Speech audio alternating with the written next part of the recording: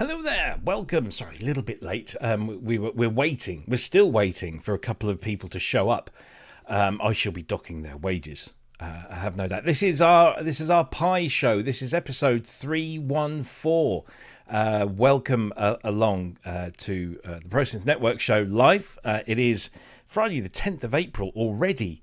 It's nearly Christmas, and yeah, we've got some news to talk about today. We've got some surprise special guests, and yeah, it's all going to be rather good, I hope. But before we do any of that, let's very quickly just do all the housekeeping stuff, because it gets the boring stuff out of the way. We can get right on to the good things.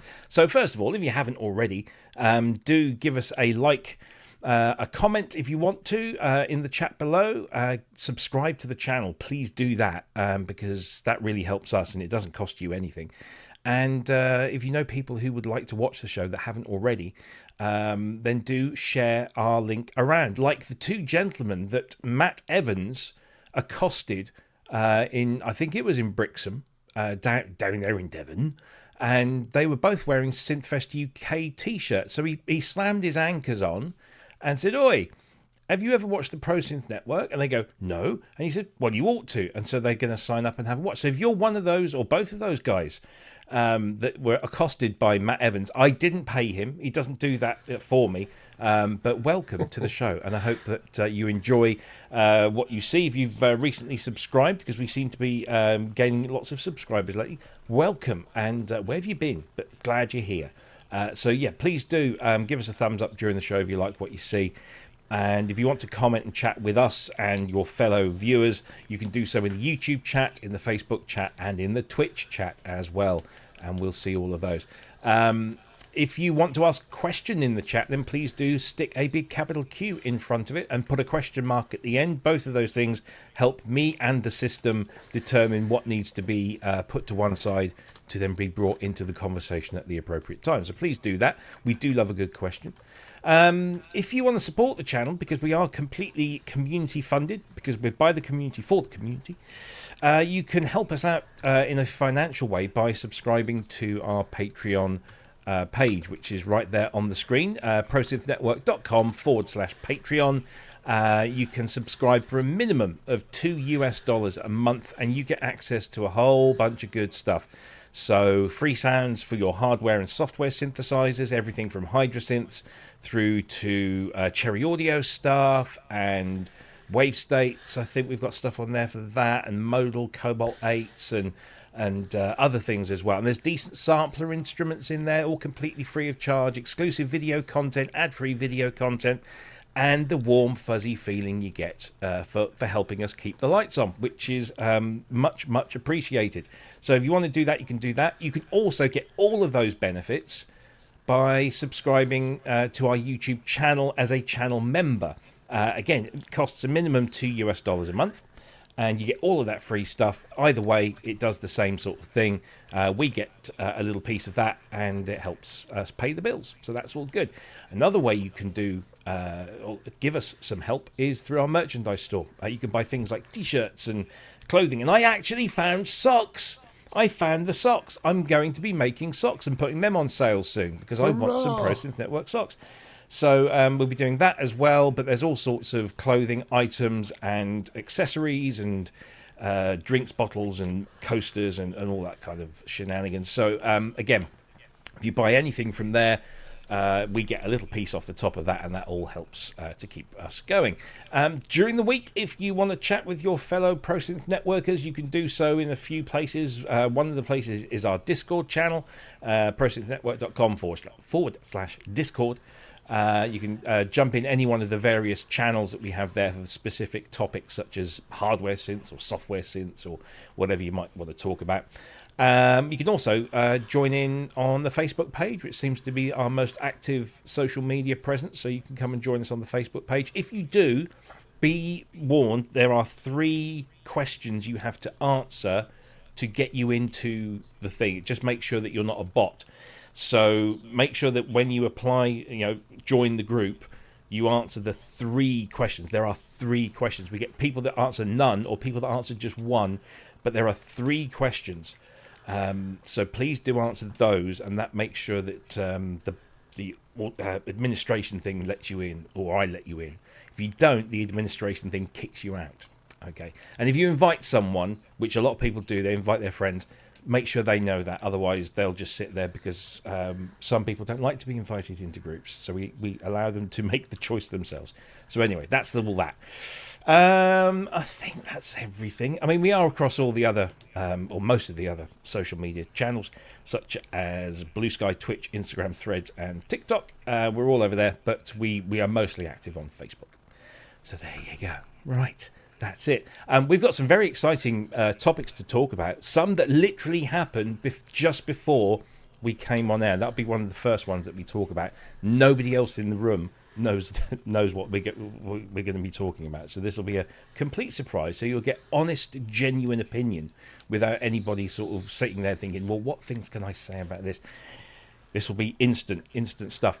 First of all, let's bring in Mr. Andrew Longhurst, who is tucked away in his studio, hopefully getting close towards the end of the edit on our live show that we had in Dawlish. I know you've been a very busy boy this week, but maybe sometime soon. No pressure. But actually, over this weekend, I've done enough work this week with a very insistent client on video edits that I've got time this weekend to take a look. So the rough cut's really good. I mean, it doesn't need much work. So yeah, I'm going to do the audio stuff that we need, particularly the stage stuff you know about. We'll talk about it after the show, but we'll try and get it done. And I think then it's just titling and stuff. You know, it's pretty good.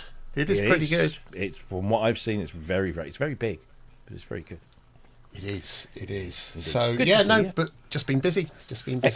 Excellent stuff. Also busy up in the wilds of Scotland. Alrighty. Are you in the wilds or are you in urban Scotland? I'm kind of mids, really. All right. Round about Perthshire way. Okay. Anywhere near the sea? Yeah, we're not too far away from Broughty Ferry and sort of Tentsmuir Beach is probably the two closest, but they're only maybe 30 minutes away. They're not far. That's good. Those well-known landmarks. Yes. Yes, I've heard of those. Absolutely.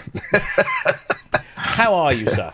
I'm good. It's been a steady week this week. Working away with this multi-poly, which you've been inundated with little clips of. And they are very good, I have to say. They are very good. Oh, it's such a good little synth program. I can't believe it's been sat on my rack since 2024. And it's just other synths sort of took over. But yeah, it's been really good fun to do. So I'm just about finished this one. They're all kind of flying out at the moment, so hopefully I would think by the end of next week it should be released, I would think. But excellent. Yeah, it's going good. So, and apart from that, the weather's starting to improve up here. So yeah, it's all good. To improve everywhere, isn't it? It's been very nice. It was in the 20s. Well, it was colder here today. Yesterday it was nice and warm, but there was there was frost again this morning. But it's the sun and the dryness is starting to appear, which is half the battle up here. So. Absolutely. All good. Indeed. Good to see you, as always. Good to be back. Late as ever. What? You're lucky I'm here at all. Am I? What, you pay me? Bitch, no. Oh, no. I'm good. How are you? Yeah, not too bad. You put me through a bit of a pickle today. Did I? You know the certain thing that you're looking at? Oh, yes. I went looking as well. Okay. And I found out that somebody in one of the forums who had been talking about the controller pointed out that it had a learning capability. And I'm going, what? No, it hasn't. So I went back over my old notes and it does. I forgot I put that in. If anybody's wondering what Ken's, there is a Touch Digital Oscar controller for sale locally, and I am incredibly tempted. But it's large, and it's not particularly cheap, but it's not particularly expensive either. It's kind of no, it's cheap because the last one I saw was going for 4,300. You're joking? No. Wow. I know. Well, If somebody puts the word rare next to something, they go, "Ugh," people go, fucking mental. Oh, maybe I will. Yeah. I'm going to build a synth and just make the one of them and sell it for £1 billion. I'm in the seller's neck of the woods tomorrow. Oh, are you? Yeah. Well, I can be, because I'm going to London tomorrow. Well, funny enough, Ty was spokening to Ty. I'll work out which Learning time English, tense I'm supposed to be working with. Yeah. I was speaking to Ty today, and he said that his one has got an issue. And I went, oh, what's wrong with it? He said, oh, when I do this, it doesn't, do that. And I go, right, okay. And I go, why are you telling me this now? Why didn't you get in contact with the guy who designed it? Yeah. Duh. Duh. And, but anyway, and no, I was going to ridicule you tonight. Because for I was change. Yeah. Because I was. Do you think? What do you think? I have a certain thing I follow? No, because I was reading this article written by you. Oh, right. And it was talking about the Imposter controller, and I'm reading it, and I'm going, no, that's wrong. No, that's wrong. And I get to the bottom, and he goes, failed muso, and I go, okay, I'm going to take him up on this. And then I realised you were talking about the guy who did a completely one-off for Underworld. Yes. I remember that. And I went, no, he's talking about the other control, because I've opened that control. I've had it here, and I've opened it out, and I've gone, yeah, I wouldn't have done it like that, mate. And then I went, actually, when I do it, I won't do it like that, but I'm going to do it, And they said, yeah, you going to? I said, yeah, sort it, I'll go for it. If I'd known, I wouldn't have bothered. I mean, what was it? I was 35 grand in debt at the end of that. Something like that, yeah. Yeah, something stupid, wasn't it? Yes. And, although the bases of them come very handy to put all the way down the garden fence to keep the dogs from getting into next door's garden. Yeah. There you go. And do you know what? Multi-purpose. They have not rusted. They've been out there 14 years, and there's not even rust on them. That's how beautifully powder coated they were. That's how I'll sell And your it to the fence wife. is midied. It You've got a is. midi fence. Yeah. There's even a D-beam on it. That's how I'll sell it to the wife. If it goes wrong, we can use it to stop the cats getting out. Yeah. Well, by laying it on top of them. Yes. And they won't be able to move. Indeed. It's the world's heaviest controller. Absolutely. Anyway, good to see you, my friend, as always. Welcome. Indeed. Welcome. And we normally have Jason, but Jason got, what's the word? He got surprised. Seconded? Yeah, seconded, surprised by his kids inviting people over. So, when this gentleman said, are you doing anything tonight? I said, go on. He said, I'll slide into your DMs, which I thought was a little bit creepy. But I like That's a hell of a euphemism, isn't it? I like Ken Pierce, so I don't mind if he slides into my DMs and ours. Welcome. How are you? Muted, mostly. I'm doing okay. Good. Okay. You got to give me time, Kent. No, I'm Calm sorry. down. Come on, you're American. You're supposed to be bang, bang, bang, there, Listen. down here. Oh, that's just the ADHD. All right. Oh, okay. I hate to break it to you. That's got nothing to do with my nationality. I'd be a jerk regardless of where I came up. Well, with your hair and glasses, you just look like a very young, attractive me. Not sure. Are you hitting on me? Yeah, bitch. You are his father, Kent. If there is anybody who's watching the show that doesn't know who Ken Flux Pierce is, get out, is what I can say.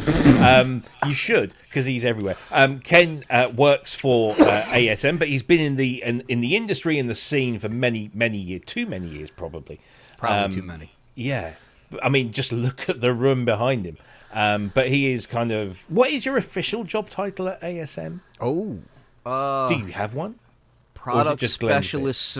I prefer to call it product specialist supreme and marketing manager. There you go. Yeah. That'll do. T-boy. But That'll do. fortunately at ASM, it's a very small company, so like we kind of all do a lot of different tasks. Yeah, so yeah. it's I don't think titles really encompass everything that we do. So which is long as you get a fun. paycheck. That's kind of how I like it, having the Yeah. ADHD. Yep. As long as you get the paycheck at the end of the month. That's I just all wanted to that say, Kent was talking about that Imposter controller, and it just really got me wishing he would make something that people would actually use and would actually do well. Like if he could just do a full-size MIDI controller with the classic synthesizer UI, of a DX7, that would sell like hotcakes. Yeah. Yeah, You know? you could use that to hold a door open on a warm day, couldn't you? Yeah. Yeah. Yeah. Just imagine that as a product concept. Like really high end though. Like really shoot for the moon with it. I want Oh, bespoke mate, parts. the only thing throughout. my controller didn't have on the back was a Bentley badge. Yeah. Yeah. You know? You know? Because that's what it was. It was a very, very upmarket, overpriced, empty box. I want membrane buttons made from the skin of a sea otter. That's right. Yeah. That's right. Yeah. The more ecological damage you can create Yeah, with yeah. this thing, the better, right? Absolutely. Covered in hen spit. And Yeah. then to a high polish. Yes, indeed. Sprinkled with crushed beetles or something. Yeah, I don't know. Anything. Anyway. Oh, you're weird. How's the Leviathan been doing since we last spoke to you, Ken? Oh, it's been great. Good. Yeah, and oh man, it's really interesting because I was kind of talking to a friend about this the other day. Like when we did the launch, right? We specifically did not do the every influencer. For one, we don't have the budget for that kind of thing. But Yeah. it was not a thing where it was like, oh, every influencer in the world just gets one of these things, and then all these videos drop at once and that kind of thing, right? Because for one, again, budget, and for two, you know, we've seen plenty of blowback from other companies doing that sort of thing and whatnot. And it's funny that now I'm seeing the exact opposite comments, like through Reddit and whatnot, of people saying, oh, well, we don't see it enough, and I don't see all these YouTube videos with it, so it must not be well adopted. It's actually doing quite well, but units are kind of still just arriving at people's doorsteps. Yeah, A lot of distributors are kind of just getting the units, and you know, it's been filtering out. So I know it took Sweetwater a little bit to get all of their orders because they had made, you know, a decent sized order. So Yeah. delivering all of that. But now we're just now kind of starting to see the wider user base starting to use the unit, which is really great because then you start to see all the kind of weird stuff happen, which is what I'm all about. You know, the factory bank was all about like really. We wanted people who play on stage and people who are playing on songs in studios to have a factory bank that worked directly in songs. Like it just worked well in a mix and you could just use it on that kind of stuff right away. The sound designer, like deep dive stuff, we were like, okay, we can kind of wait on that because for one, those guys want to design their own sounds to begin with. And for two, like that stuff's going to come.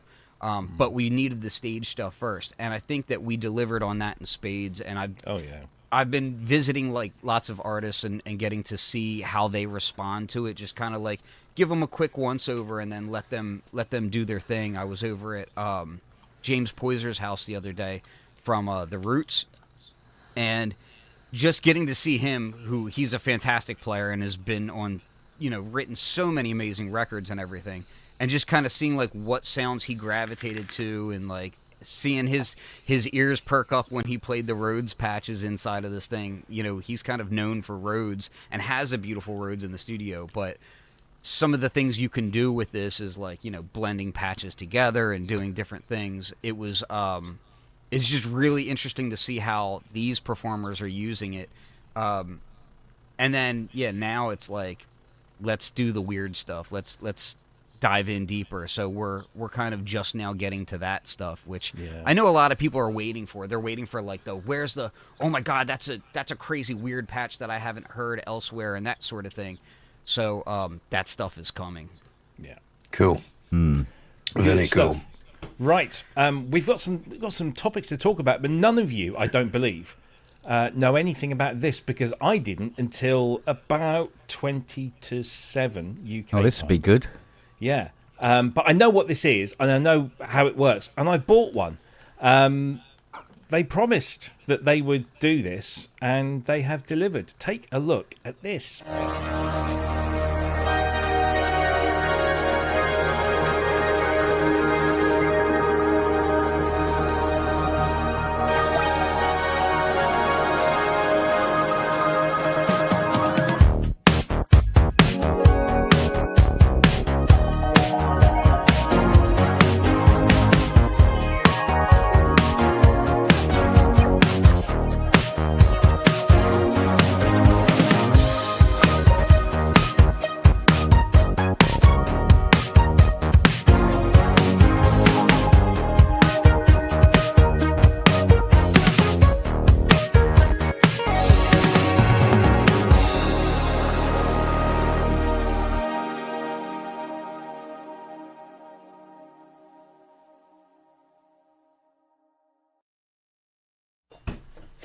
What an Well, I'm kind impressive of little annoyed at you beastie. already. Isn't it? So the Mask1 EX MK2 has just been announced. There it is.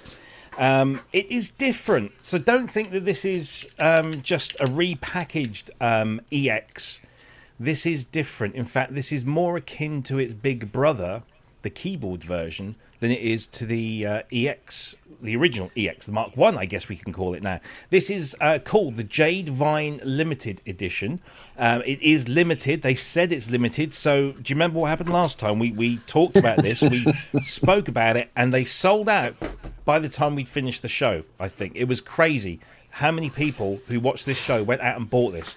So let's just give you a little rundown. So this is the Mask1 EX MK2 Jade Vine Limited Edition. It is smaller. It is not as what's the front to back is less. I don't, is that the width or the height? Deep. I don't know. Deep. The depth, of course. The depth. There we go. It's got this new front panel where the buttons are actually kind of recessed behind the buttons. Things are made clearer using colours. There is an extra filter cut-off knob now. The buttons actually look smaller than the buttons that are on the other one as well. And the other thing is that it is also it's a little tidy around the back. No smutty comments. It's got normal MIDI, a pair of audio outputs and a headphone output. And then it's also got a USB-C, but you'll notice there's no power supply. Yes, this is powered by USB-C as well. Now, this is a kind of a bugbear of mine, USB-C powered things, because if you connect it up to something that's connected to your computer, you get the ground looping thing. So it'll be yet another filter thing that I have to implement if I use it in that way. But as you can see now, this has sides. The EX famously was just a top panel and a bottom panel, and you could see right through. But this has sides and backs and fronts and everything else, and it is ever so slightly different, slightly more compact. But I believe that also the polyphony is bumped back up to the 14 voices rather than, I think, was it 10 or 12? I can't remember on the other one. So 10. It's now a lot more in line with the keyboard version. But there it is. It's out now. And of course, I guess you're all wondering how much it costs. Well, there it is. €382, which is 458 including your VAT. That equates to, when I bought mine about an hour ago, I paid £350, or just shy of £350. That included the shipping to the UK, which was €19. So, word of advice, they use Stripe for their merchant services, and you get the option to choose between, this is for anyone that's outside of the EU, you get the option to pay in euros, or you get the option to pay in your local currency. I will always choose the local currency because my bank's exchange rates are less than the ones that Stripe offer. So I managed to save myself about £25 over what the other price was. So just be warned, you can save yourself a few more pennies that way. It's available now. It comes with a 2-year warranty. They ship worldwide, and it is. I mean, it's this lovely synthesizer. I've got one. Andrew's got one. Lots of people missed out on this first, or the Mark 1 first time around, but it's here, and it looks great, and it does sound great. So we shall have more opinions on this as and when it turns up, hopefully within the next couple of weeks. Hey, Robbie, can I ask a question about this? Sure. So, can you map everything, like all the controls? Because, like, I'm not one for just like 1 or 2 controls on a front panel. I like having, like, quick ability to get to everything and edit. Can you map it all to something like, you know how Novation has their new their new MIDI controller? Can you just set everything to a map and be good to go? Off the top of my head, I don't know is the honest answer. I haven't ever tried doing that. You would have thought that because I edited the manual on this, on the original keyboard version, that I might remember. That was a while ago. Yeah, I expected you to remember. Yeah, sorry, can't do. But maybe we'll check that out in a quiet spell during the show. But I would have imagined that they're very thorough. So I'm sure that most of this is addressable via an editor, but I will check the manual, what I edited, and see if we can find out. But yeah, they're cracking little synths. And this is just a great way of just doing it slightly differently and slightly more improved. And so this new direct access to the filter cutoff is incredibly useful. But yeah, I like this. So who missed out first time round, and who is going to be buying one of these? I missed out the first time round. I won't be buying one instantly, but also, no doubt this one will disappear again before I get my hands on this one. Yeah, I've got too many synths that are in here that still need to be worked on for it to be buying any more at the moment. But it sounds amazing. What a sound from the thing! Oh, it's one of those it's things impressive because it uses bit mask synthesis, which essentially just slices waveforms up and then rearranges them to make new waveforms. And you see the numbers across the top here on this. So these are so every bit mask has a number, and then you choose. So as you can see there, so 8 is a square, and you've got 31 is a sine wave. But then you've got all these slight variations, and of course everything in between. So it just slices them up and then makes up these wonderful waveforms. And what's the voice count on it, Rob? On this is 14. Right, very good. On the EX1, it was 10. It was 10, yeah. But this has gone back up to the full level of the keyboard version. Now, the other thing that the Mark1 EX did was it had a slightly reduced bit rate, but I'm not seeing any information here about the bit rates on this. There's no comparison chart, unfortunately. I don't. Yeah, think. I saw that there was like it was. I don't know if it's necessarily the bit rate, but it was the oversampling was different. That's it. Like Sorry, one yes, was 8 times oversampled, and the other one was 16 times oversampled. That's right. Yeah. And Ken, to answer your question, yes, you can map everything to MIDI. Nice. And I'm just sitting here with my key stage that I've had for a couple of weeks, so I'm going to map this directly to that because, like you, I like to have access to everything. Fairly, this is the kind of thing, though, like, because it's so small and it's USB powered and all that, like, it's the kind of thing where I would pair it with, like, the new Novation controller, which I'm still, like, kind of want to wring their necks for not putting scribble strips on that thing. But I would like to set a dedicated MIDI controller to it so that it's, like, it just is what it is, and it's, like, more hands-on control right there, that kind of thing. But it looks really cool, and I know that it has a kind of distinct sound to it. It does.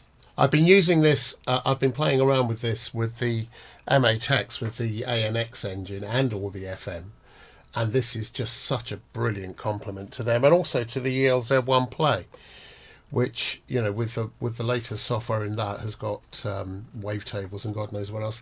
This does something nothing else does. And it's a glorious sounding thing, and I love the keyboard. I love the playing styles, as well as polyphonic. Yeah, There's the that performance.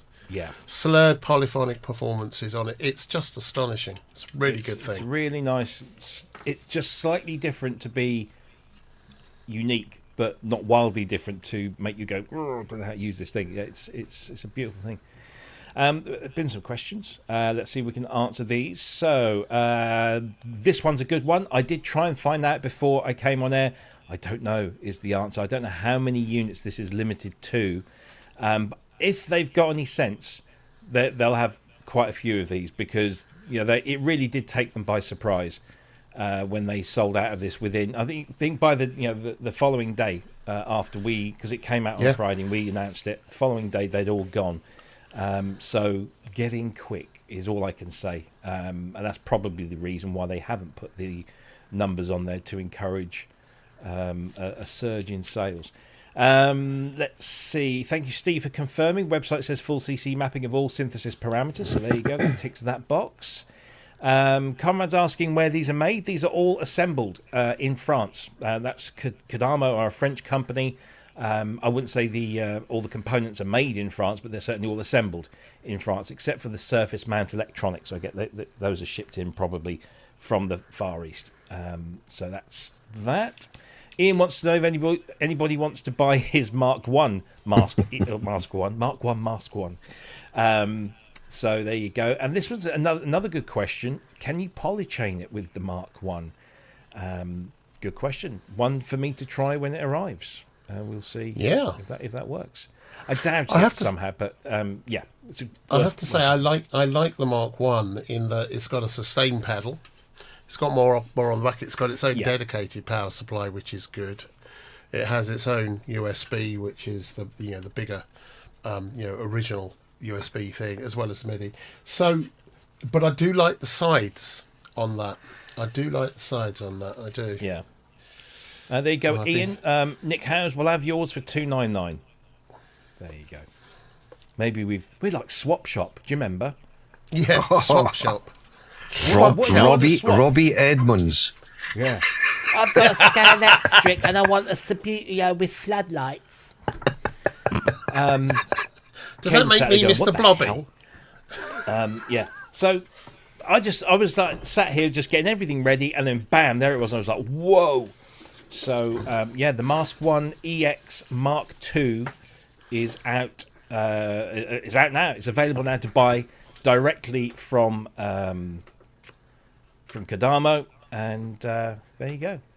Get it, because it's a brilliant synth. You will not regret it. It's a really good synth. So congratulations to Kodamo for responding so pretty quickly, because you imagine there's only like one or two guys that do this. You going to get one of these, Mr. Spong?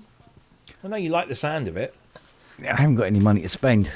I must admit, this will the touch digital controller will map this.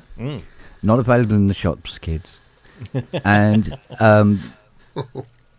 because I've been looking at the controller again today and stuff like that, when you put a picture up of that synth again, right? Let's ignore the fact that the colour scheme is based on what coloured fairy cakes you can get at Sainsbury's. But look at where they've put the screws on that front panel. Okay. Right? Seriously, dudes. That's awful. Why? Well, look where they put them. Look where those screws are. Well, I mean... What? Well, it's spoiling the look. Are you spoiling the aesthetic? Is that all it is? Seriously, yeah. I mean, that should be welded on stems on the back of the panel, and not have the screws there at all, and have the board screwed from behind, not from the front. It's the least of my concerns. For something that's affordable, yeah. Kent's whiny. Yeah, true. By the way, do you have any with you? The only screw on there that irks me even a little bit, well, maybe two of them would be, okay, maybe three. Yeah. It's just the one by the data wheel. I don't love that, because I could envision like my knuckle hitting that and this is a minor thing. The one by the noise button, I don't love that being so close to a button, because again, my finger's probably going to touch it. And the one by the on-off button. But the on-off button doesn't really bother me. Really, it's only the data one that I'm not really mad on the one in the pink. But that doesn't really... Which is new for me. It's such a minor thing, and it's a rounded screw. Like, it doesn't matter. Like, oh, I know it doesn't matter, but, I was just thinking, it's just because I've got my design head on today. I'm going, oh, no. Look at the screws on this, Kent. It's exactly the same. Yeah, they're in the same place because it's the same boards. Have a chance to make it better. I've not found an issue playing the original. These are in a slightly different place, and they do seem to be more prominent. But I think probably only because it's a smaller box. Yeah, they look like the same kind to start with that it is physically smaller as well. The buttons are smaller. Yeah. Yes. They've not got any screws in the brown though, Ken. You're all right.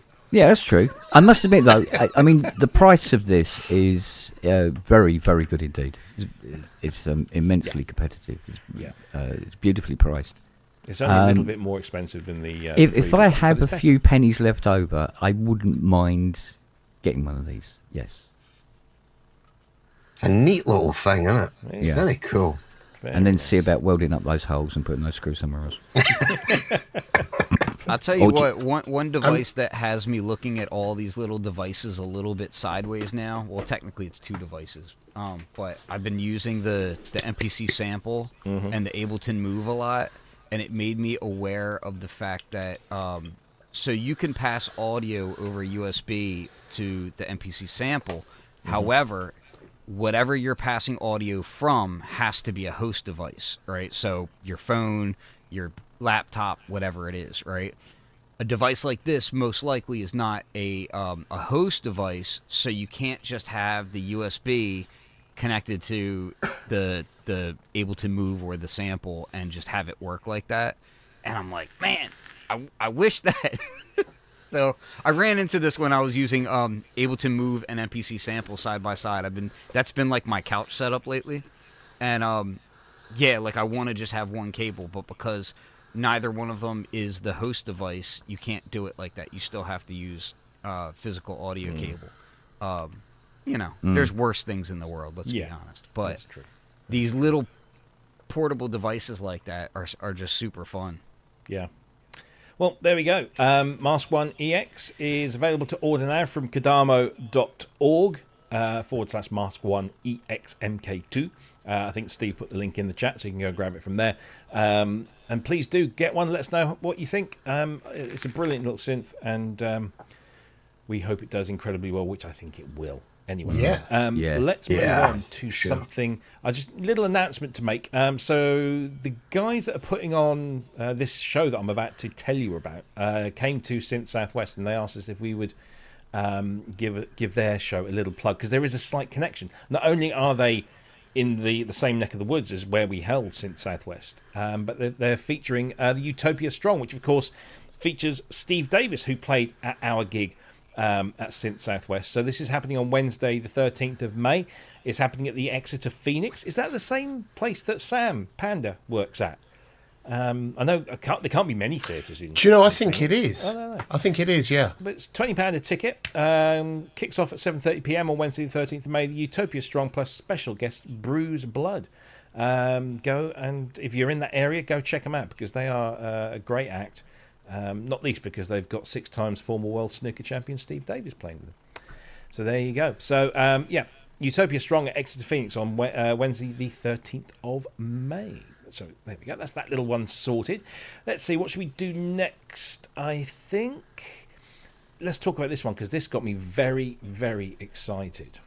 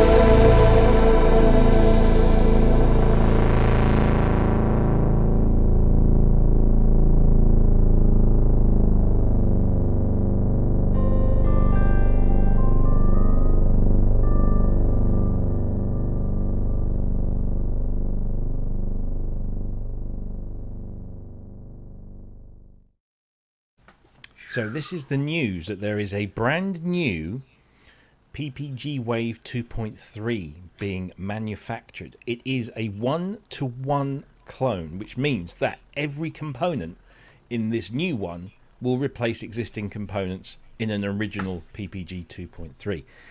The only difference is that this PPG 2.3, the new one, is coming in I believe it's a 4U rack mount, as opposed to a keyboard version. Now, this came to light because the gentleman, the genius that invented the PPG Wave, Wolfgang Palm, received the very first one of these as a gift from the guy behind it. And I want to play the whole video, but it's 2 or 3 minutes long, so I'm just going to go and grab it off of YouTube instead, and just show, so you can have a look at what this thing looks like. It is a beautiful piece of engineering, as of course the original was, although I'm sure Kent will probably have a slightly different opinion.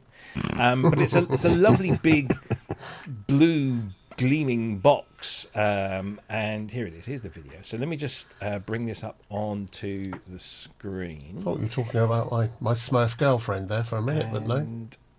Let's just skip to the part. So he gets sent this box. It was his birthday, and he gets sent this box, and then he opens the box, and guess what? There's another box inside the box. It's a lovely flight case, but inside that flight case was this. And as you watch him bring it out, there it is on the table. You can zoom in.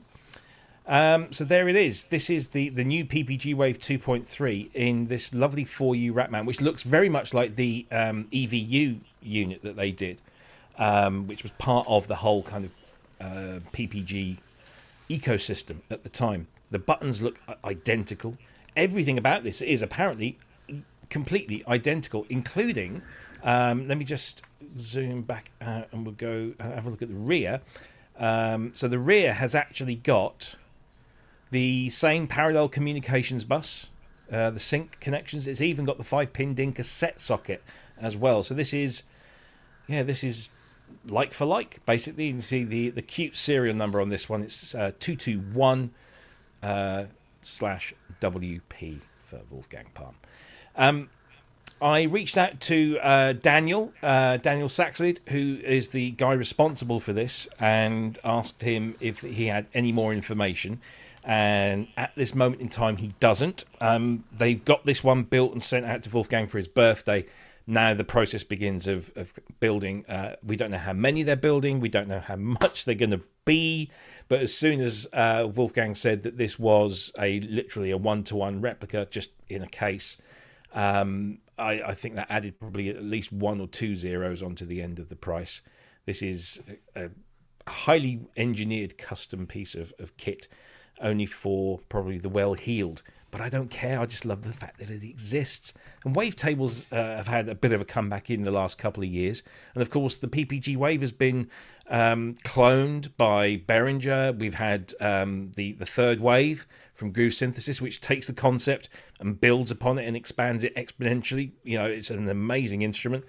Waldorf have been banging out some really nice wavetable stuff, including the brand new version of the PPG plugin. So it's not like we're short of a few things, but isn't it nice, Kent Spong, that things like this exist? Because the next time somebody brings one in, an original in for repair, presumably you'll be able to go to these people and order the parts to fix it. No, better still, I'll be able to say to the customer, no, just go and buy a new one. Oh, there's that as well. But maybe they want Bye-bye. Maybe they want the keyboard. Well, they can have the keyboard, but not necessarily working. No, this is good. This is good, and I like the idea of the way it's been built as well. Beautiful designed, and as you say, high end engineering. And yeah, it's good. It's good. As far as I'm concerned, if people were to, reproduce all of the old synthesizers, it would make my job a lot easier, by far. Anybody who's ever had to try and find an E212 transistor can attest. Mm-hmm. So yeah, no, good. Yeah, and they're lovely machines anyway. I do love them. Yeah, I love the sound of them. I mean, everything you heard in that video, as it said at the end, was produced on one of these. Very, very gritty sound as well. It's a very dirty kind of sound from them, isn't it? Dirty girl. It's lovely. Yeah, absolutely. And of course, this is nothing to do with, it's worth pointing this out, this is nothing to do with what Cornell Hecht was doing last year, and is still building the PPG 1002, I want to say. Yeah, it was the 1002, wasn't it? So, yeah, this is nothing. This is a separate project, which means that they've had to go to Native Instruments and license the logo, which is another interesting thing. Wow. So Native Instruments are making a few quid off of these things as well. But that 1002 synth was 10,000 euros. It wasn't cheap. What is your guess on this? What do you think? Have you even got a ballpark that you think this will be? I've got no idea, but Wagyu says in the chat, 10. The fact that it's card compatible, got to be down 10. To the original. $1, Bob. Well, Yeah. I see your $1 dollar. short, I I think, see of your dollar and 10,000. raise you another 9,999. because it's been bought by Native Instruments, I mean, it may well be. No, it's that just the they've name, got just the logo. okay. They own the logo. It might stop them from going Yeah, bankrupt. but then. I thought Native Instruments owned this system. The PPG, No, they own the Wave brand. 2.3. They own the brand. The brand. Yeah. Okay, if they own the brand, I'm just wondering if they are going to try and do something with this that is cheaper, maybe because their manufacturing costs aren't as who knows, as big or Well, otherwise. Valdorf already do the plugin, which is, by all accounts, I mean, I spoke to Ralph Dorper of Propaganda, who were very well known for using this. And he was the one that convinced me that I should buy the plugin, because he said when I heard the plugin, it was just like hearing the original hardware. So if they say it is, then that's good enough for me. But with all these things, it's about the controllers. It's about how, Yeah. the original did have a sound. Scott's right. The original did and does have a sound that's uniquely it. It is a bit dirty and gritty and wonderful. And just having full control. If you've already got PPGs and you'd like to have them back in your rig, and you don't want to go down the Behringer route or whatever, you want something that's going to, I'd like to say last, because I don't know whether or not the Behringer will or not, but it opens up some doors. As for the cost, I don't know. If it's 10k, it's going to be too much. We don't know. We're purely speculating about the price of this. You could turn around and say, well, it's 4 or 5, or not, maybe not. I mean, the Behringer one, I've got one. I like it. It sounds incredibly authentic. It, as far as the authenticity, it does take it to almost the extreme, because they've not even bothered changing the operating system. It's still incredibly difficult operating system to work around. But the Behringer one, to its credit, also allows you to load in long samples, which is what the Waveterm edition did with this. I'm assuming, although I could be completely wrong, that this probably doesn't have that facility. It doesn't have the Waveterm capabilities built in, because it's a one-on-one clone. Yeah, if And it's that's one-on-one where- clone, it won't. Yeah, That's where Third Wave, Groove Synthesis, Third exactly. Wave, Yeah, but because the- their interface, they'd worked so hard on the interface and making it usable, and that really makes it stand out. It's difficult to get that grit kind of sound from the Third Wave, though. It's Is it? very clean. It's very, very clean. I thought you could dirty it up. a Even little when you bit. drop a sample rate and everything. Yeah, you can get there, but it just doesn't have that same kind of sizzle. Give it to me, I'll make it sound worse. Yeah, That's going to be it's the a DA. tricky one with the Third Wave. It's so it's nice. Don't get me wrong. It's a beautiful synth, but to get it sounding as gritty as that PPG sounded there, It's a common thing where I kind of notice on modern gear that's doing vintage things or trying to do the gritty sound and whatnot. A lot of the times, it's a different gritty. Like it's still a really usable gritty, and sometimes for modern use cases, it might even be more useful. But there are certain differences. Like and again, I'm going to use this. Don't kill me for mentioning Hydrasynth, but just as an example, like Hydrasynth, you can reduce the bit rate of each individual oscillator, which is great. I love that. And there's waveforms in it that are very similar to some vintage digital synth waveforms, right? That I absolutely love. But one thing that some of the older stuff does that's very specific is, for instance, if I sample something on my Emax, right? I absolutely love the Emax, one of my favorite samplers. It just has a sound to it, right? Mm-hmm. But as you get away from the center note of your sample, because of the low sample rate and everything, it starts to get darker, and it gets gritty, but it gets gritty and dark at the same time in a specific way, right? Same with like the SQ80, right? SQ80 does this as well. So when you... Like, I love the SQ80 sound, and I can do that sound on Hydrasynth really closely. But if you really, really know the SQ80 really well, like, there's certain nuance that's in there not just the getting dark away from the root node of where the waveform is, because Hydrasynth doesn't have, root node of the waveform. It's like, it's all the way through there. So if I drop the sample rate per oscillator, I might run it at like 6 or 7 bits, right? And just to get that gritty, sizzle that we're talking about, right?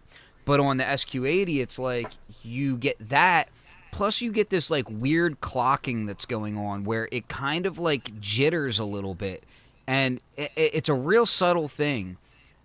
But it's like once you know it and you really like get to experience it a lot, you can't unhear it. Just like, before the show, Robbie and I were talking about MPC stuff. And coming from the world of like hip hop production and whatnot, and another great example is also Nine Inch Nails' Pretty Hate Machines album, where they're using these older samplers and whatnot.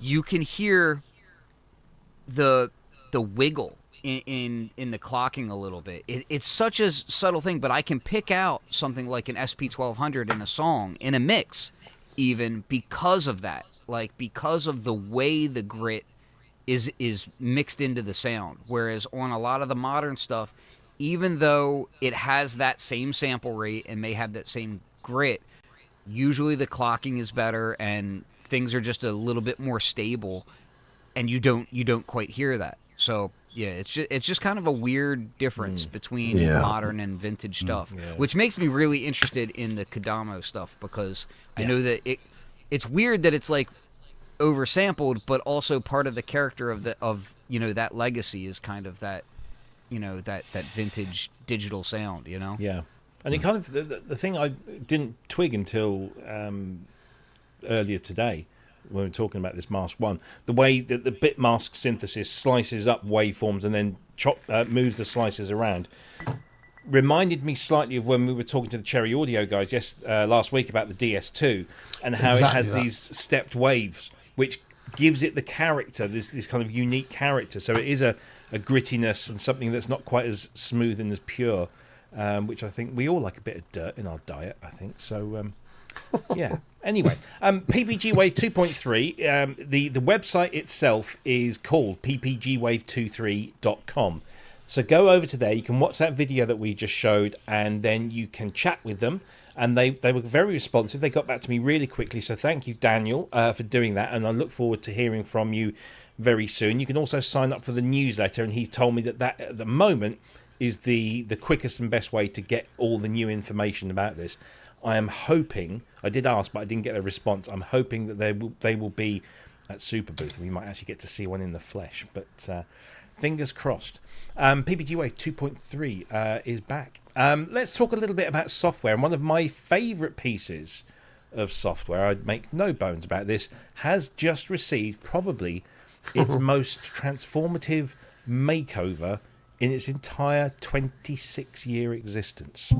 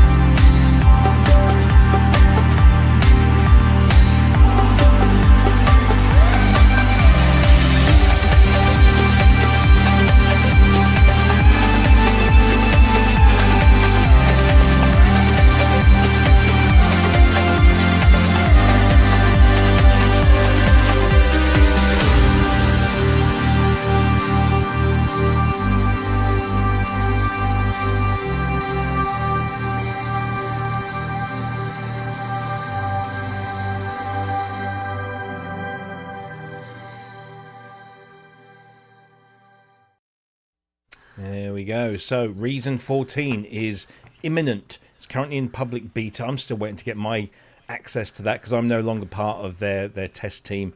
So I have to get in line with everyone else. But I'm really looking forward to trying this out. It's had some really significant changes, because a lot of people have been asking for a lot of the stuff that you see here. So track folders for one, a bigger focus on the actual sequencer for a change now. And they've now got this concept of a rack per track. So if you're not familiar with Reason, you have the instrument, or just the rack where you put your instruments and your effects, and you can hook them up in any way that you wish.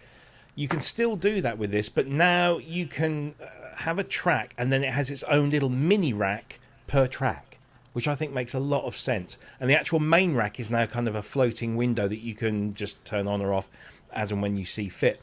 Still got the nice browser down the left-hand side. You've got lots of editing tools that have been added. The mixer has got a nice new darker layout, which I really do like, the dark mode stuff. There's improved warping and automatic tempo detection that does it instantly on import. There's a new reverb unit called the RV9, which is supposedly very good. And it's just had a whole bunch of really decent changes. For the first time, they've actually I think now that they've been acquired by Lander, I think there was probably a mindset at Propeller Head stroke Reason Studios, as they're called now, that they wanted to stay in their little space. And in many ways, that was a good thing. It kept them focused, and it kept Reason pretty unique. Now I think that they've got Lander at the controls. Lander are saying, you got to kind of get out there and make this a bit more, not like everything else, but certainly expand on the Reason concept without losing, the what makes Reason special. And I think, although I can't say until I've tried it, I think they probably nailed this one. You can sign up for the public beta at reasonstudios.com and have a look at what's going on there. Ken, we were talking before we came on air about Ableton and the MPC world and stuff, and I was thinking I saved this question especially for you. Does Reason make more sense to you in what you do? Because man, I haven't used Reason in probably close to a decade. When I did use it, I was kind of at a place in my music technology career where I was kind of like using a little bit of rack gear, but not a lot. And Reason is rack gear, just virtual. So it was actually a really useful learning curve for me to be in there. And then when I got into studios, it was like, oh, I can actually kind of somewhat understand what I'm doing. I like a lot of what Reason does. Man, but would I go back to it is the question, because it's been so long, and it's like now most of what it does I can do in other ways that are more, in tune with how I already work. Sure. One thing I was thinking about just the other day actually was I was watching I forget who the producer was, but it was basically a how I made the beat of somebody from like G Unit. And he was talking about how he did the beat on Reason, and he was using Combinator, right? Yeah. And Combinator lets you put multiple synth instances into one thing, set all your parameters, and then save that as a patch. And I thought to myself, I was like, oh yeah, I really remember loving that. And then instantly, like, my mind went to, oh, well, Plugin Guru has Unify too, and that's exactly what that does now. Yeah. So, like, again, it's like just another thing where I'm like, I don't really need to go back to Reason because I can do that stuff elsewhere.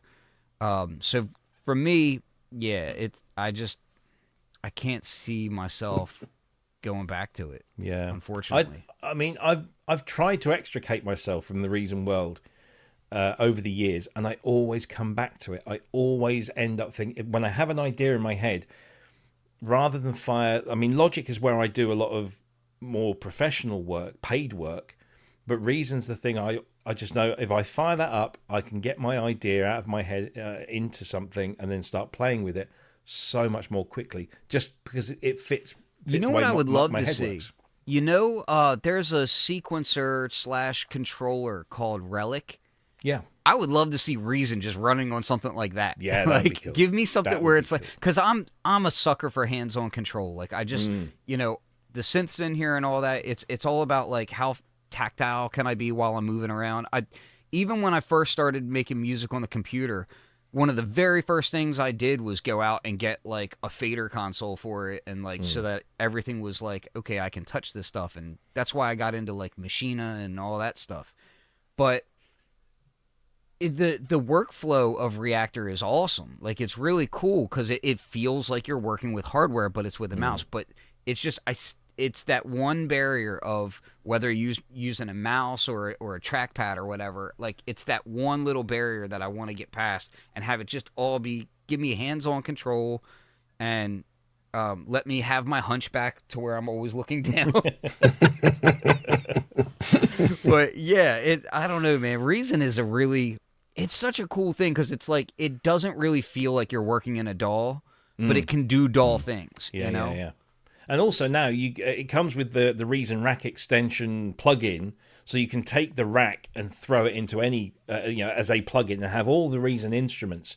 But I was talking to one of the sound designers at Reason the other day, and I said, "Yeah, is there any point in having the rack now? Why don't they just make the instruments just plugins?" And I guess this is kind of addressing that, because now they've extracted the rack and made it this kind of independent thing that you don't have to have because every track has its own rack. Then maybe that's kind of the way that they're going. Ken, you recently got Reason or a demo of Reason or something, and you were giving it a go. Have you progressed in that? And does this maybe make you want to? I tried using it. And it's a bit like, I don't know, trying to give a rectal exam to somebody while they're still having a marathon. I could not get on with it at all. I'm sorry. No, I'm a Cubase boy. Long-term, born and proud kind of. Yeah. I'm a Cubase boy. What can I say? Yeah, no, that's fair enough. And as I say to anyone that says, "Oh, what should I use?" Use the one that works for you. And works for you. Well, I got the muscle memory for Cubase. I must admit, looking at it and using it for a little while, I liked what it was doing. There was things in it where I like this. This does this better than Cubase, and this does that better than Logic and stuff. But at the end of the day, I always end up going back to Cubase because I know where I am. Yeah, absolutely. Yes, Uncle Chrome, it does still have the bouncy cable, so when you hit that tab key and the rack flips over, the cables do go. Yeah, I did like that as well. I must admit that. Andrew, any thoughts on the new version of Reason? Do you like what you see? Well, actually, yes, I do. And here's why. I mean, I'm a bit like Ken in that I haven't, as you know, used it for, like him, probably the best part of a decade or more, maybe even 2 decades. Don't know. It's a long time. But when I was using it back in the day, it was because everything was in its one universe where everything made sense. So if you bought something new in, it fitted in with the design paradigm and the workflow that you already had. So you didn't have to keep altering your signal flow thoughts here. You could just get on, put a drum machine in, put in sequence. You had all sorts of ways of working with it that were uniquely it, and everything you bought in worked in the same way. Now, Cherry, for instance, GeForce, lots of the others that are out there doing this now are doing very similar things in that each one of their plugins have a set of effects and or arpeggiators and sequencers that work in a specific way, and I find myself drawn to that in whichever DAW one happens to be using, because if I bring up 2 or 3 different instances or 4 or 5 of different instruments, I know what to expect. I don't have to constantly keep changing how I think about them or the workflow because it's already mapped out. So with this, I love the fact they've now exposed this out so you get a rack per track, because that's the ideal thing with this, in that you can put a bunch of things together that have a workflow where you don't have to have 2 or 3 different instruments and different ways of side chaining effects. It's all done in one rack. I really like this, and I always liked the way of working, but I just found it a bit too constraining. Now, because it's available as separate plug outs per track, I think I'm going to be getting this, investing in this. I'm certainly going to try it out. I really like the power, and I think they're doing the right thing to try and spread this to a new audience. I think they're making it more accessible at a DAW level. So you can, which is good. Yeah, the prices of this, I have them confirmed, but I don't have them to hand. I'm not entirely sure if I'm allowed to divulge the prices, but it's incredibly affordable compared to other fully featured doors that are out there. The upgrade price, I believe, is going to be, I think, going to stay the same around the $99, €99 mark, upgrading from previous versions. But of course, there's also the Reason Plus subscription model that they've introduced, and you don't have to do this. You can still buy the perpetual license. But if you subscribe to Reason Plus, you get access to like everything. You get all of the sample libraries for free. You can just download them, and they're in Reason. They're waiting for you. But now, because they're owned by Lander, you also get access to this thing called the Reason Hub, which I recently got my access to finally. After a couple of little problems. Thank you, Martin, by the way, at Lander for sorting that out for me.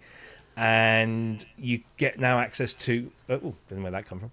You get access to things like free plugins. There's a Spitfire Audio piano plugin that you get for free. There's, again, sample library content. You can use the Lander mastering, because that's kind of what they started doing. It was their online mastering thing. So you can use all of that stuff as part of the Reason package. So it's really good value for money.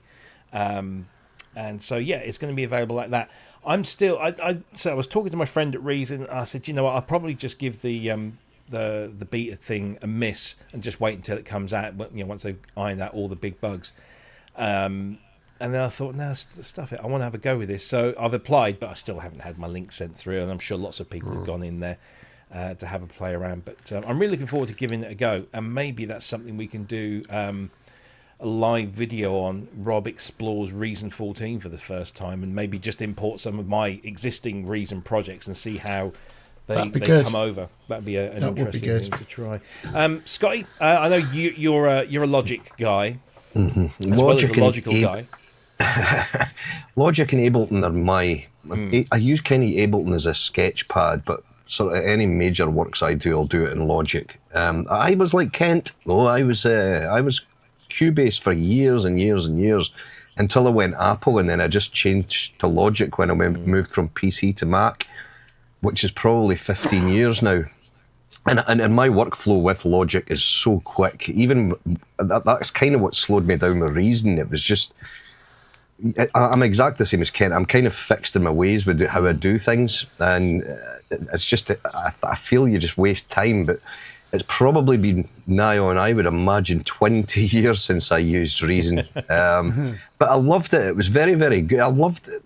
Even the 303 that was in it was remarkable. Was it Rebirth? Rebirth it was called, wasn't it? Rebirth, yeah. Which, unfortunately, Rebirth. Is that still in there? No, it never was. It never was in Reason. It was always its own separate product. Rebirth RB338. And it was their first ever product. iOS app or something at one point. They did. And then I remember having a lot of fun on that thing. Oh, it was so good. But what happened was that Roland, who had kind of like turned a blind eye to it and let them do it, then said no. And they changed their mind. And, so they brought the iOS version out, which on the iPad was actually very good. It was very intuitive, and it was all there, completely backwards compatible. They discontinued the desktop version some years beforehand, but then brought it back. There was actually a website called the Rebirth Museum, and you could download the ISO of the original CD, and as long as you had a system that could support it, you could run it and install it and play around with it. But they never integrated it, much to the disappointment of much of the Reason community. They never integrated it into Reason as a thing itself. And I guess that's because Roland probably wouldn't let them do that, because it was a complete rip-off of, insert other terms where you feel necessary, a rip-off of the 303, the 808, and the 909. Yeah. And it was brilliant. And it was so much fun. But it was that gave... excuse the pun, Rebirth gave birth to the concept of this kind of rack of instruments in Reason. That was their first thing, and it was very good. And I'd love for them to be able to bring it back, even if they called it something else, but just made it look slightly different. And Afterbirth, yeah, there you go. I could have sworn that they did do a reskin of it to make it look slightly different. Well, you could. That was the beauty of the original Rebirth, is you could create your own skins. So all the controls would stay in the same place, but you had your own skins. So yeah, but this Placenta is Systems presents. Yeah. Anyway, so push 3. I still want one of those. I still think I'd get on with one of them.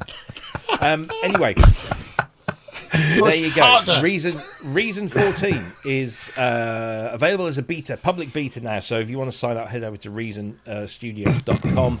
You can sign up for that there. I always like to say that I'm an atheist producer. I use logic and reason. They'll maybe sell it. They'll maybe sell it on to baby audio. That was a good play on words, actually, Rob. It was good. Well, it was a quote. It was a meme that I saw somewhere. I can't take credit for that. Half the people in the chat were looking at each other, going, "What? I know. What's Lots of cut the cord and move along. But there we go. We shall. Let's move on to something else. Let's very quickly. I don't want to spend a huge amount of time on this because I don't think there's anything massively distressing about this. But this is the news that Elektron, the Swedish manufacturer of some incredibly powerful and well-loved boxes that make noises, have been acquired by Bonnier Capital, which is a Swedish family-owned media group which has international operations. I'm not going to go through the whole thing. You can read it over the Elektron website. But essentially, they've been acquired by Bonnier Capital. The existing management team of Jonas and Alexander remain in position. The company will remain to work and maintain full independence and continue to operate from Gothenburg as well as the offices in LA and Berlin. The management team as well, so Jonas, Alexander and the rest of the management team have all reinvested alongside Bonnier Capital, so it's not like somebody's just come in and like taken over and is going to start carving the whole thing up. It looks like this is a very well thought out strategic takeover that is hopefully going to give Elektron the financial and operational backing that it needs to move to the next level. So it's probably, in my opinion, it's probably a bit more preemptive than say what we're seeing with potentially with Native Instruments. We still don't know exactly what's going on there. It's all kind of ongoing.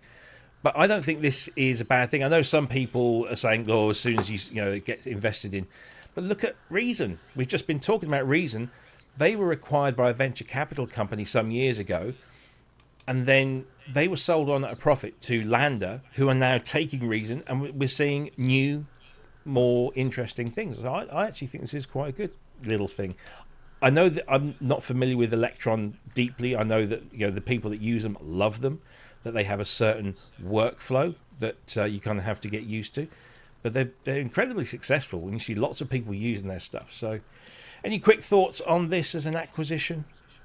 No. Yeah. So we've seen a lot of companies being acquired over the last 2, 3 years, 4 years or so. Everyone from Moog to Akai to now, Elektron. And for the most part, it's been really good. And the reason is, unlike most other industries where if you acquire something, you can strip out all of the assets, sell it on for a profit, move on, make your money and throw everyone else out, on their ear. That's kind of not what happens with this. That's not what's happened, because the value in these products, in musical instruments, comes from the people that make them, comes from their creativity, their ingenuity, and their passion for these things. And if they get the kind of funding they need, something falls out of it and they can explore. So like with Akai, the Akai sample is a brilliant thing. It's we know it's cost reduced and all that stuff, but they would never have thought to bring that out if they hadn't had the investment from whatever the company's called that owns them. I can't remember off the top of my head because I'm old. Thank you. Because I'm old and smelly.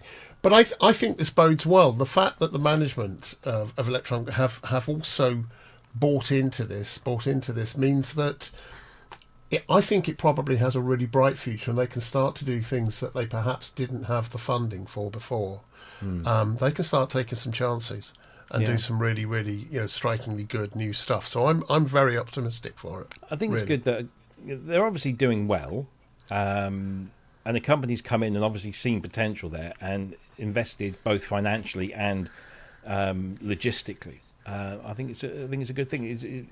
Unless, of course, we don't know what's going on behind the scenes. Elektron That's what might I have was been going to treading say. water. Like, we're speculating from the outside heavily. Yeah. Like, you really don't know what somebody else's books look like. Yeah, the thing that surprised me is just that it wasn't an investment from a company already in the musical space, right?